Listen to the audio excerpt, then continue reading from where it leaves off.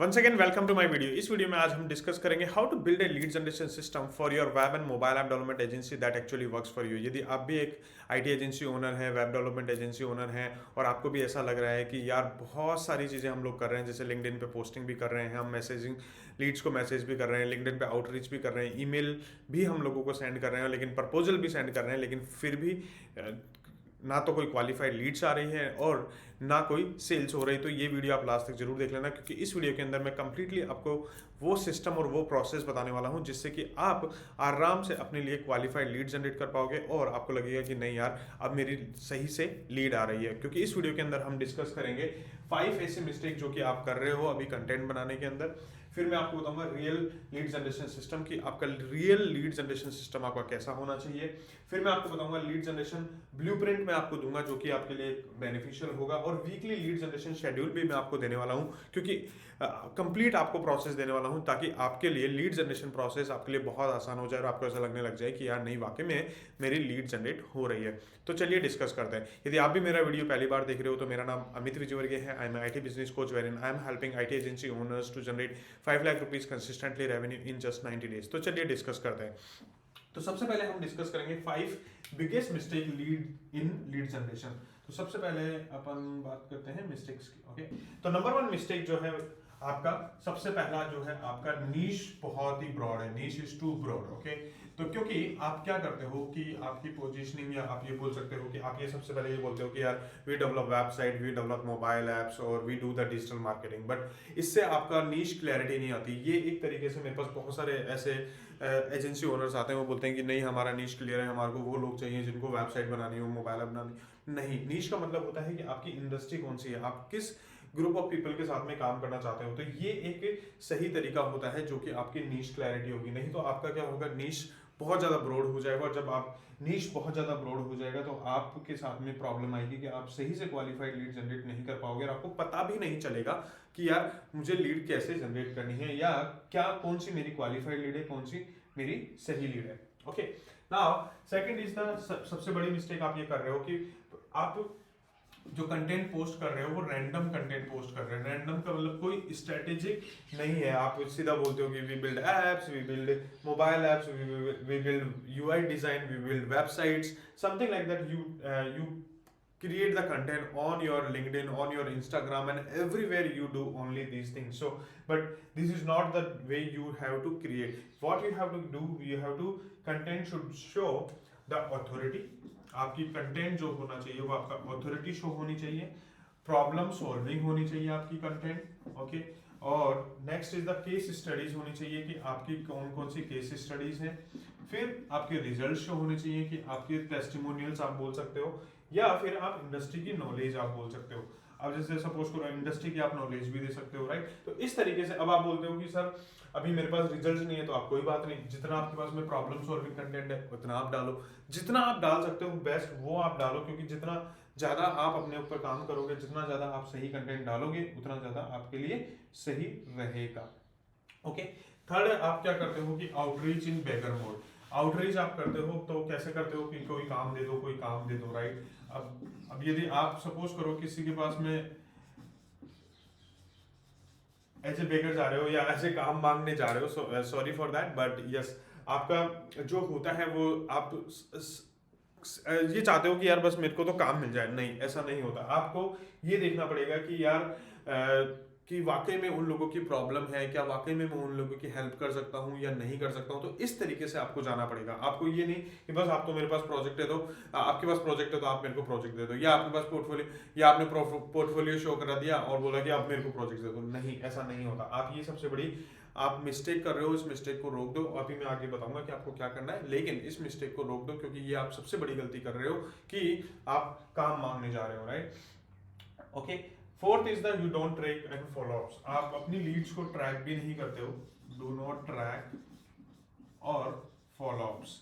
Okay, आप क्या करते हो, अपनी लीड्स को ट्रैक भी नहीं करते हो और फॉलो अप भी नहीं करते हो। जैसे ट्रैक का मतलब कि भाई आप ये कहाँ पर स्टेज है, अभी किस स्टेज पे है, या उसको फॉलो अप, जैसे उन्होंने बोल दिया कि मैं 1 महीने बाद मिलूंगा या 2 महीने बाद मिलूंगा, तो आप उनको फॉलो अप भी नहीं कर पा रहे हो और आप ये सोचते हो कि नहीं नहीं इन्होंने तो मना कर दिया है, ये एंड ऑल दैट। तो इस तरीके से आप क्या करते हो कि आपको तो कहने का मतलब यही है कि आपको ट्रैकिंग भी करनी है और फॉलोअप्स भी लेना है। तो no tracking equal to no improvement. आपको ये ट्रैक करना है कि क्या मेरी लीड सही आ रही है या नहीं आ रही है, और यदि नहीं आ रही है तो मैं उसका क्या इम्प्रूवमेंट कर सकूं। ओके,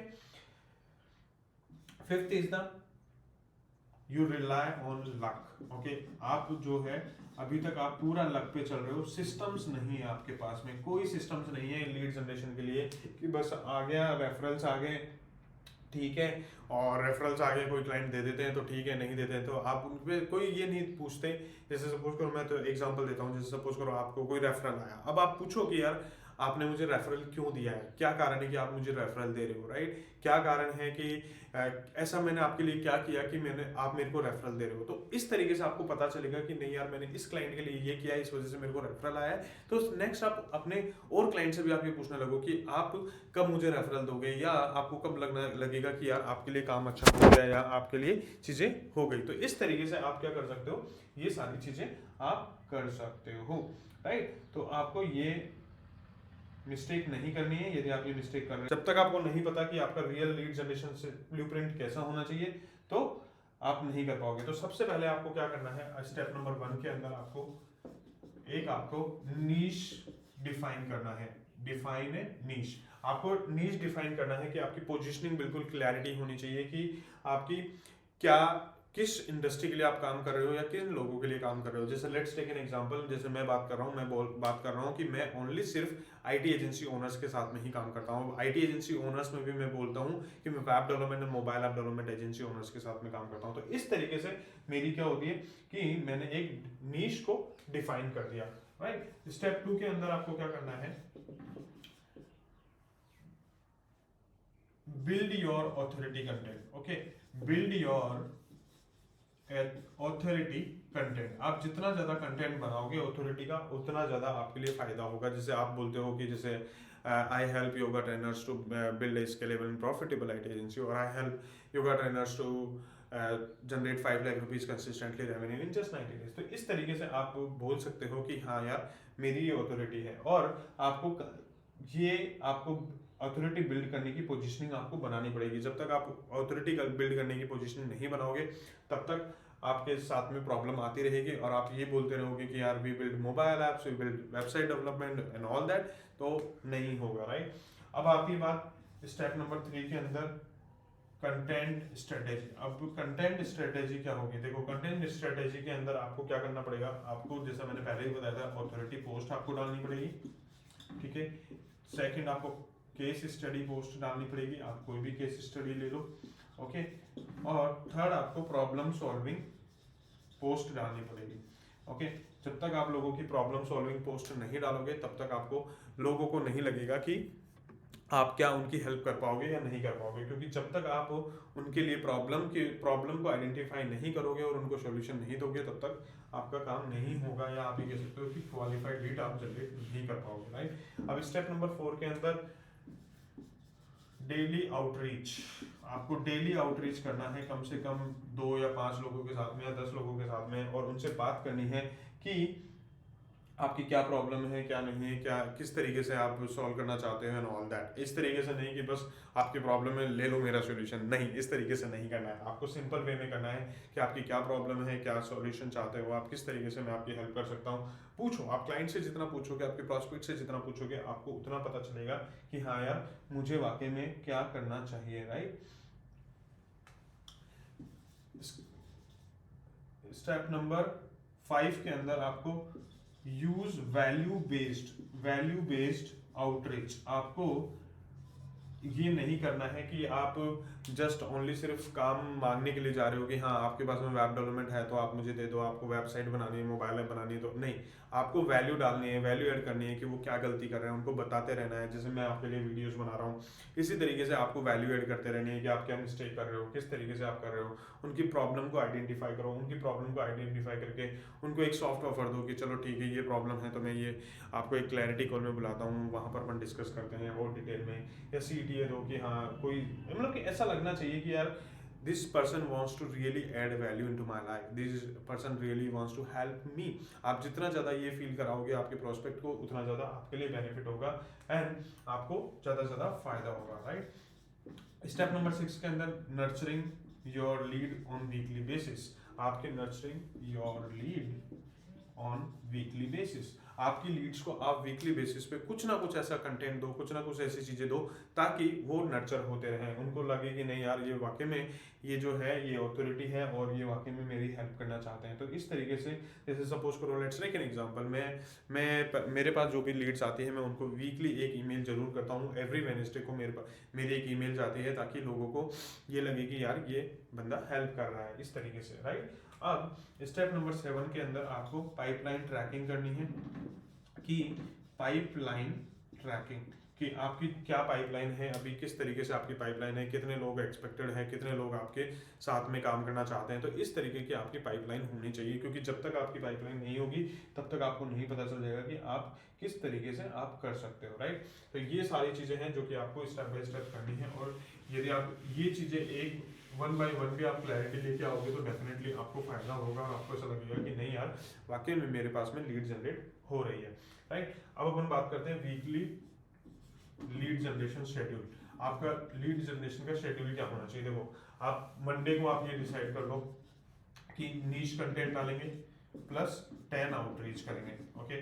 ट्यूसडे को आप ये कर सकते हो कि केस स्टडी पोस्ट डालेंगे, ओके, प्लस 20 नर्चरिंग करेंगे। वेडनेसडे को आप क्या कर सकते हो, वैल्यू पोस्ट डाल सकते हो और फॉलो अप ले सकते हो। या थर्सडे को आप क्या कर सकते हो, इंडस्ट्री के इनसाइट्स डाल सकते हो और 10 आउटरीच कर सकते हो, राइट। फ्राइडे को आप डीएम कन्वर्सेशन करो, पाइपलाइन रिव्यू करो कि किस तरीके से आपकी पाइपलाइन होनी चाहिए। और सैटरडे को आप थोड़ा सा video record, short video record कर लो या नेक्स्ट वीक का प्लान कर लो। तो इस तरीके से आप क्या कर सकते हो, अपना पूरा कंटेंट कैलेंडर आप शेड्यूल कर सकते हो। और संडे को आप अपने हिसाब से काम कर सकते हो, आपको फैमिली के साथ एंजॉय करना है आप फैमिली के साथ एंजॉय करो, जो आपको करना है वो आप कर सकते हो। तो इस तरीके से आपको क्या करना पड़ेगा, आपके लीड जनरेशन के सिस्टम्स को बनाना पड़ेगा और लीड जनरेशन के लीड जनरेशन की चीज़ों को सही करना पड़ेगा, क्योंकि जब तक आपकी लीड जनरेशन सही नहीं होगी तब तक आपके साथ में प्रॉब्लम आती रहेगी और आपको ऐसा लगेगा कि नहीं यार मेरे पास में तो लीड से ही नहीं आ रही। क्योंकि जब तक आपको ये रहेगा कि यार लीड ही सही नहीं आ रही तो सेल्स भी नहीं होगी। लेकिन यदि आप ये वाला वीडियो आपने लास्ट तक जरूर देखा है तो आप इस सिस्टम को आप सही से चेक करना और लगाने की कोशिश करना कि नहीं यार वाकई में आपके लिए बेनिफिट होगा। आई होप ये वीडियो आपको पसंद आया होगा। वीडियो पसंद आया तो वीडियो को लाइक कर लो, चैनल को सब्सक्राइब कर लो और बेल आइकन पर जरूर दबा दो ताकि इसी तरीके से मैं आपके लिए वीडियो और बनाता रहूं। यदि आपको भी ये वीडियो पसंद आया तो 3 टेक अवेज जो भी आपको इस वीडियो के अंदर आपने लर्न किया है वो जरूर मेरे वीडियो के अंदर आप कमेंट में डालो ताकि मेरे को भी पता चले कि आप वाकई में सीख रहे हो और आपको भी वाकई में फ़ायदा हो रहा है। और यदि आपको भी इसी तरीके से मेरे साथ सीखना है एवरीडे तो आप मेरी टेलीग्राम की कम्युनिटी ज्वाइन कर सकते हो। टेलीग्राम की कम्युनिटी का लिंक मैंने डिस्क्रिप्शन एंड बायो दोनों में दे रखा है। और यदि आपको भी लगता है कि यार आपकी IT एजेंसी के अंदर बहुत सारे चैलेंजेस हैं, बहुत सारे ऐसी चीज़ें लग रही है कि नहीं यार कुछ समझ नहीं आ रहा क्या हो रहा है क्या नहीं हो रहा है, तो आप मेरे साथ में क्या कर सकते हो, 1-to-1 क्लैरिटी कॉल बुक कर सकते हो। 1-to-1 क्लैरिटी कॉल का लिंक मैंने डिस्क्रिप्शन और बायो दोनों में दे रखा है। तो thank you so much and see you soon in the next video.